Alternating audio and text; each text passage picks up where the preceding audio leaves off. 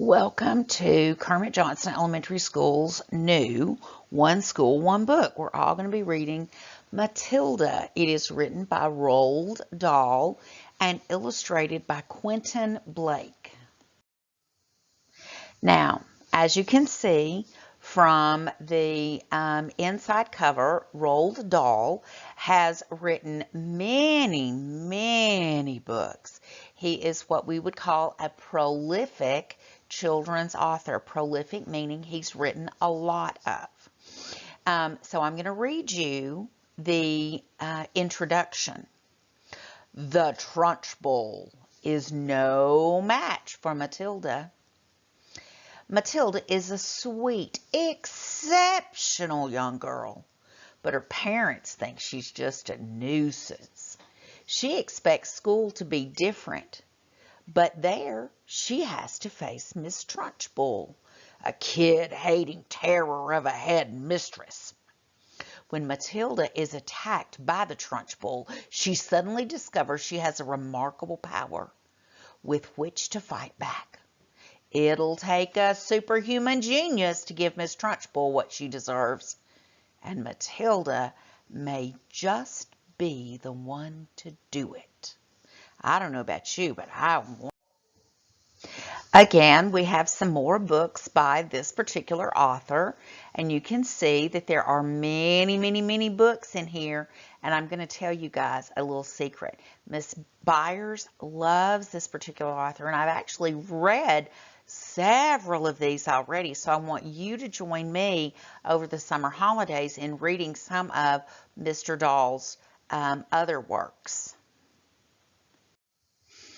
This is our table of contents. Of course, our table of contents is used to tell us where to find specific things in the book. The first chapter is the reader of books, and we're going to start that here now. Matilda, Chapter 1, The Reader of Books.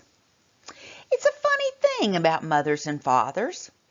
Even when their own child is the most disgusting little blister you could ever imagine, they still think that he or she is wonderful. Some parents go further. They become so blinded by adoration, they manage to convince themselves their child has qualities of genius. Well, there's nothing wrong with all this. It's the way of the world. It's only when parents begin telling us about the brilliance of their own revolting offspring that we start shouting, "Bring us a basin! We're gonna be sick!" School teachers suffer a good deal from having to listen to this sort of twaddle from proud parents, but they usually get their own back when the time comes to write the end-of-term reports. If I were a teacher, I would cook up some real scorchers for the children of doting parents. "Your son Maximilian," I would write, "is a total washout. I hope you have a family business you can push him into when he leaves school, because he sure as heck won't get a job anywhere else." Or, if I were feeling lyrical that day, I might write, "It is a curious truth that grasshoppers have their hearing organs in the sides of the abdomen.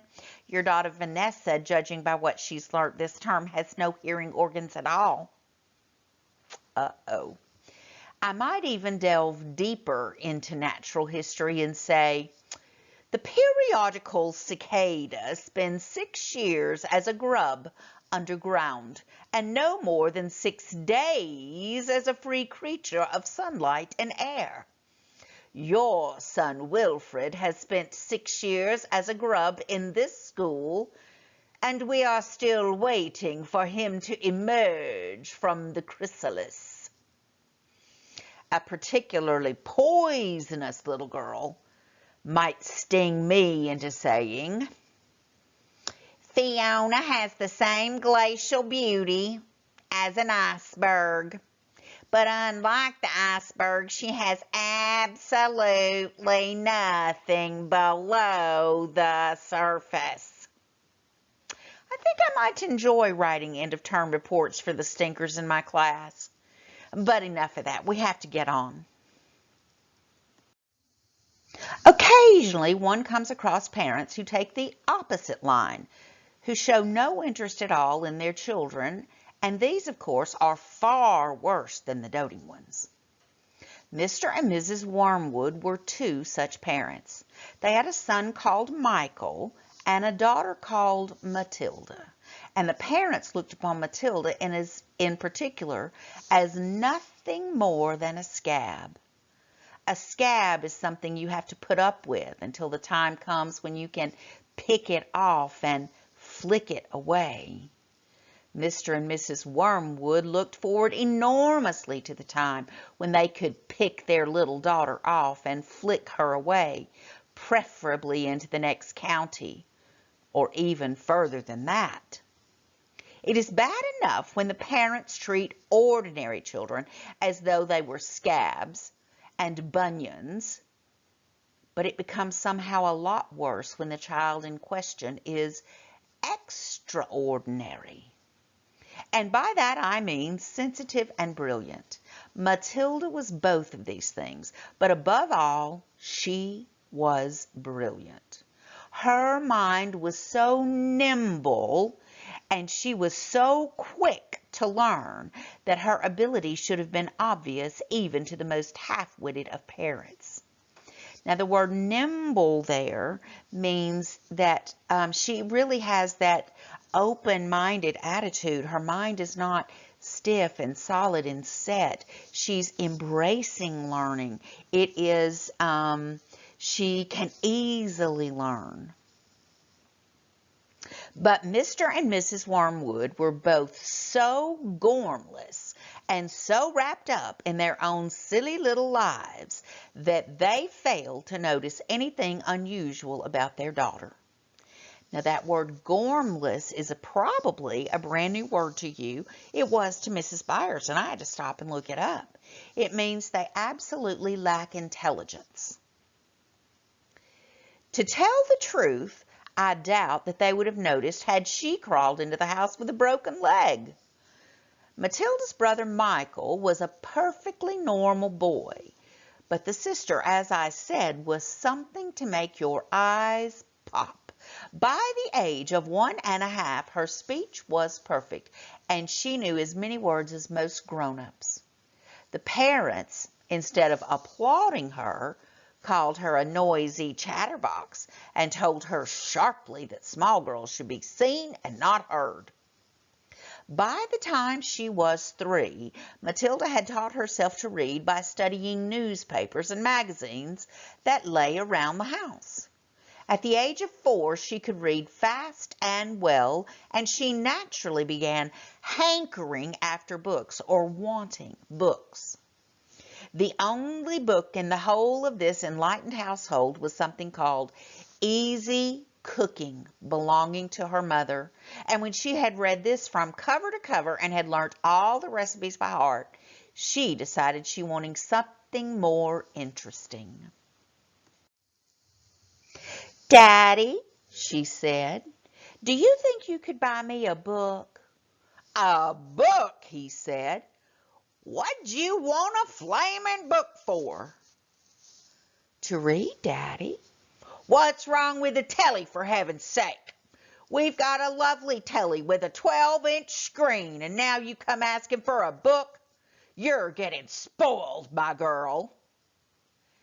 Nearly every weekday afternoon, Matilda was left alone in the house. Her brother, 5 years older than her, went to school. Her father went to work, and her mother went out playing bingo in a town 8 miles away.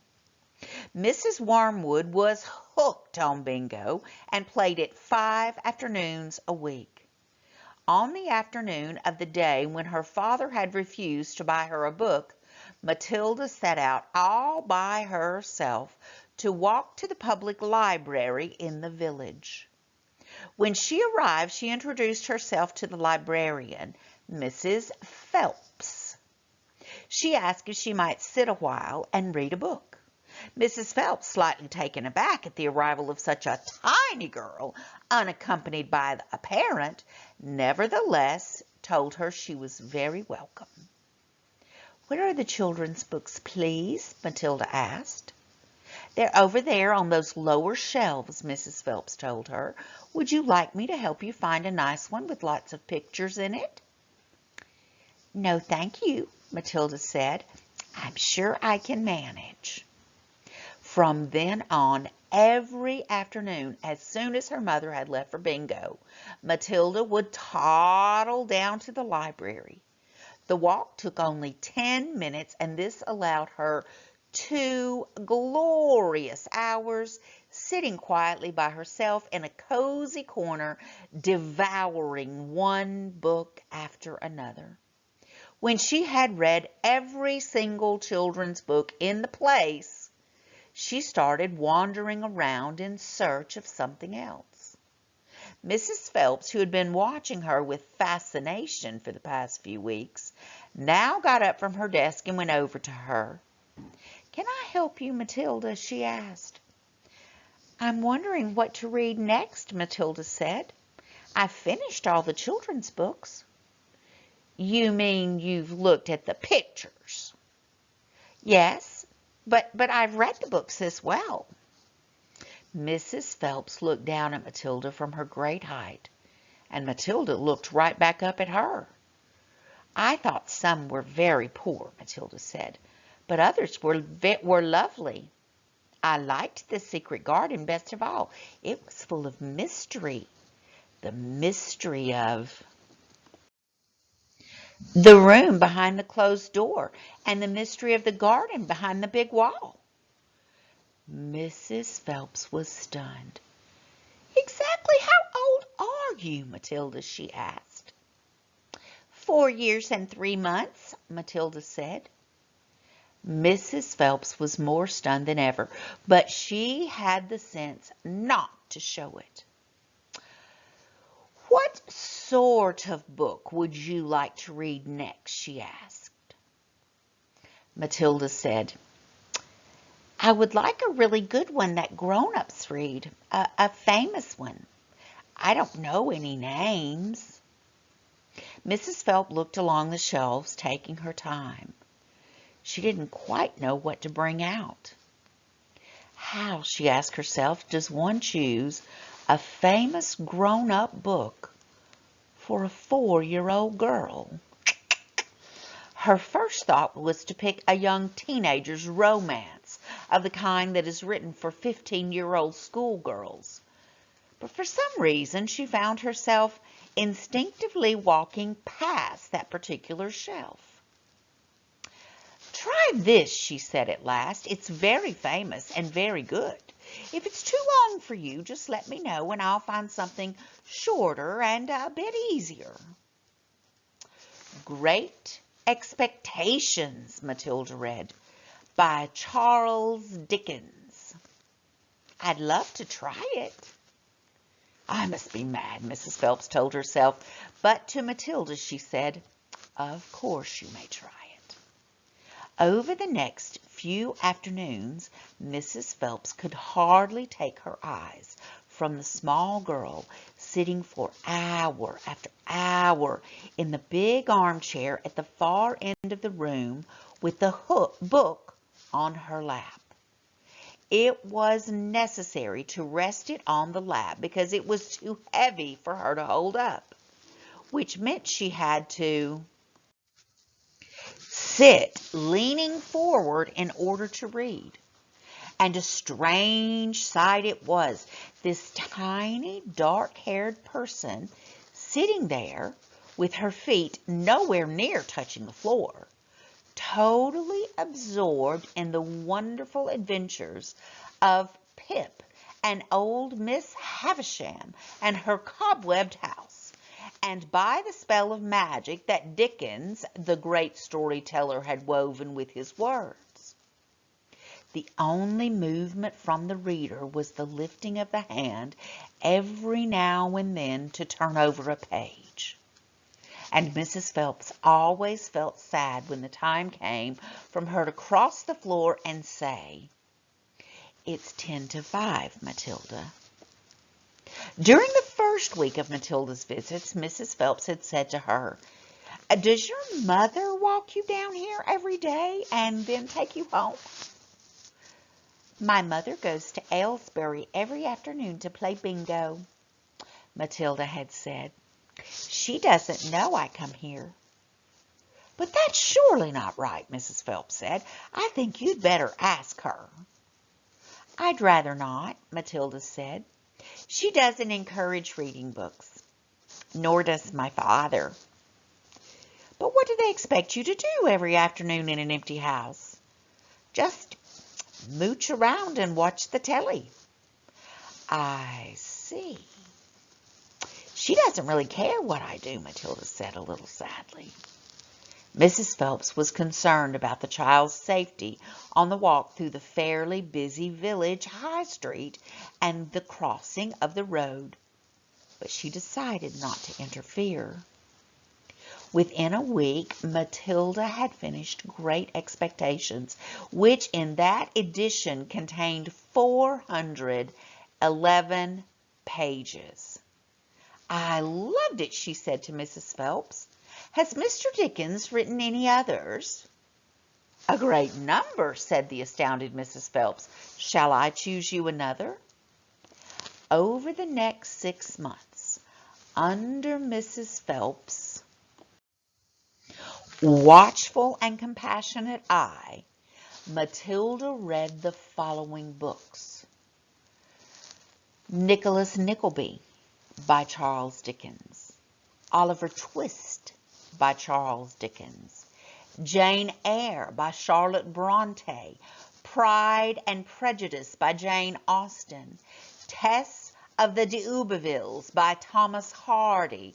Gone to Earth by Mary Webb. Kim by Rudyard Kipling. The Invisible Man by H.G. Wells. The Old Man and the Sea by Ernest Hemingway. The Sound and the Fury by William Faulkner. The Grapes of Wrath by John Steinbeck. The Good Companions by J.B. Priestley.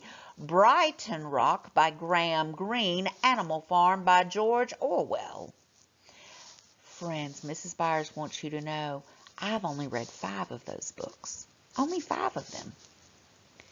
It was a formidable list, and by now Mrs. Phelps was filled with wonder and excitement. Formidable meaning tough. But it was probably a good thing that she did not allow herself to be completely carried away by it all. Almost anyone else witnessing the achievements of this small child would have been tempted to make a great fuss and shout the news all over the village and beyond. But not so Mrs. Phelps.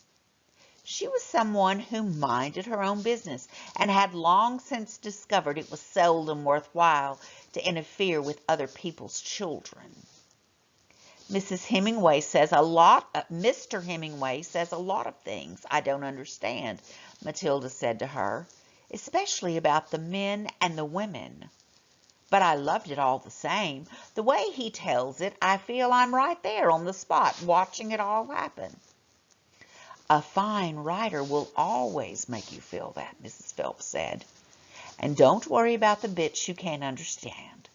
Sit back and allow the words to wash over you like music. I will. Did you know, Mrs. Phelps said, that public libraries like this allow you to borrow books and take them home? I didn't know that, Matilda said. Could I do it? Of course, Miss Phelps said. When you have chosen the book you want, bring it to me so I can make a note of it, and it's yours for 2 weeks. You can take more than one if you wish. From then on, Matilda would visit the library only once a week in order to take out new books and return the old ones. Her own small bedroom now became her reading room, and there she would sit and read most afternoons, often with a mug of hot chocolate beside her. She was not quite tall enough to reach things around the kitchen, but she kept a small box in the outhouse, which she brought in and stood on in order to get whatever she wanted. Mostly it was hot chocolate she made, warming the milk in a saucepan on the stove before mixing it. Occasionally she made Bovril or Ovaltine. Those are just other types of hot drinks, kind of like Nestle Quick or things like that. It was pleasant to take a hot drink up to her room and have it beside her bed as she sat in her silent room reading in the empty house in the afternoons.